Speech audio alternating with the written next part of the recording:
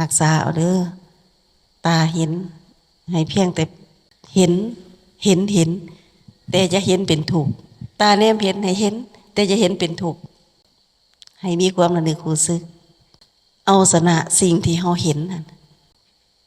เห็นมันเป็นจังไดควรเอามาพิจารณากับพิจารณาอย่าให้เป็นสุขเป็นทุกข์ตามตาแนมเห็นให้บอกเจ้าของมาเห็นซื่อๆตีมันอย่าเห็นเป็นเรื่องเป็นราวอย่าไปมักเขาอย่าไปหักเขาอย่าไปยินดีกับเขาอย่าไปพอใจกับเขานี่คือเห็นเป็นเนาะเรื่องเห็นตาแนมเห็นนะอันนี้มีคำอธิบายเนาะอันนี้แหละธรรมศาสตร์หูสอนหูได้ยินเสียงบอกเจ้าของอีกอย่าไปคิดว่าเสียงบ่ดีอย่าไปคิดว่าเขาบ่ดีมันเป็นเรื่องของเขามันเป็นธรรมศาสตร์เขามีเรื่องแบบนี้เขาก็บอกแบบนี้อย่าไปถือสาเขาอย่าไปเอาเขามา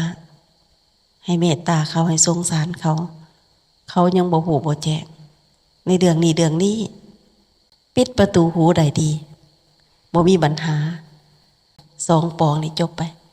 ปองที่ 3จมูกลังหูกินเหม็นก็เป็นธรรมศาสตร์หอมก็เป็นธรรมศาสตร์เหม็นก็เห็นเพียงแต่เหม็นหอมก็เห็นเพียงแต่หอม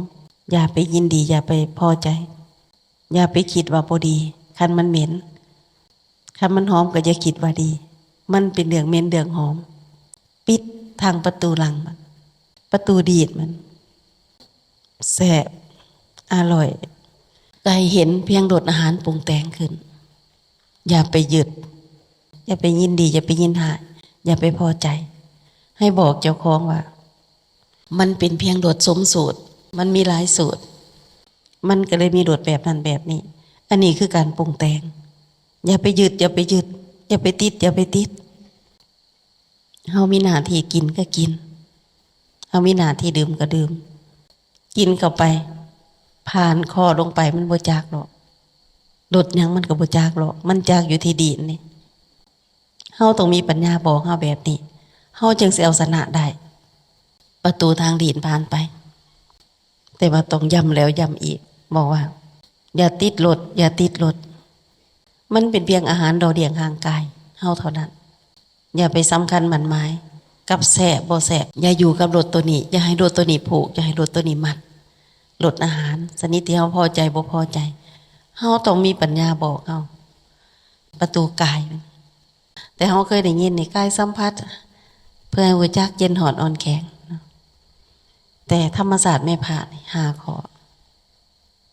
อย่าดงในกายอย่ายินดีพอใจในกายอย่าเสื่อว่ากายจิรังยั่งยืนอย่าสำคัญหมันหมายในกายในการสัมผัสในความหักดึงดูดในความยินดีพอใจจนนั้นมันก็ผ่านไปจนนั้นมันก็หลงลืมไปเฒ่าแก่ไปมันก็จบไปบ่ตายจากกันก็มีบ่ตายก็จากกันสุดท้ายได้ก็ตายจากกันอย่างยินดีพอใจจนเกินไปอย่าหักกายอย่าสั่งกายให้เห็นกายเพียงแต่กายรับรู้สิ่งสัมผัสสิ่งที่กระทบเข้ามากายรับรู้เพียงแต่รับรู้อย่าไปติดอย่าไปยินดีอย่าไปพอใจเย็นหอดอ่อนแข็งก็อย่าไปยินดีอย่าพอใจอย่าเกิดอารมณ์อย่าเกิดความยินดีพอใจเฮาต้องบอกกายเฮาแบบนี้อย่าหักพอเฮาพอใจอย่าเบื่อหน่ายที่เฮาบ่พอใจเฮาต้องได้บอกกายเฮาได้สั่งสอนกายเฮาอย่าหักตามความพอใจของเฮาคืออย่าเบื่ออย่าหน่ายตามความบ่พอใจของเฮาเย็นหอนอ่อนแข็งกระทบเข้ามากายเห็นว่าเป็นเรื่องธรรมชาติกายสัมผัสอ่อนแข็งกายเห็นว่าเป็นเรื่องธรรมชาติอย่าให้อารมณ์เกิดพอกายสัมผัสอันนี้เป็นธรรมศาสตร์แม่พาสอนแบบนี้ดีกว่าเฮาฟังอัญญตนาภายในตาหูดังดีดกายใจภายนอกรูปเสียงกลิ่นรสโผฏฐัพพะธรรมดมสวยงามสำหรับภาษาแต่ฟังเลยเข้าใจบ่มากบ่สอนเรื่องอัญญตนะภายนอกภายในภายนอกภ ภายในมีหยังตาหูดังลิ้นกายใจ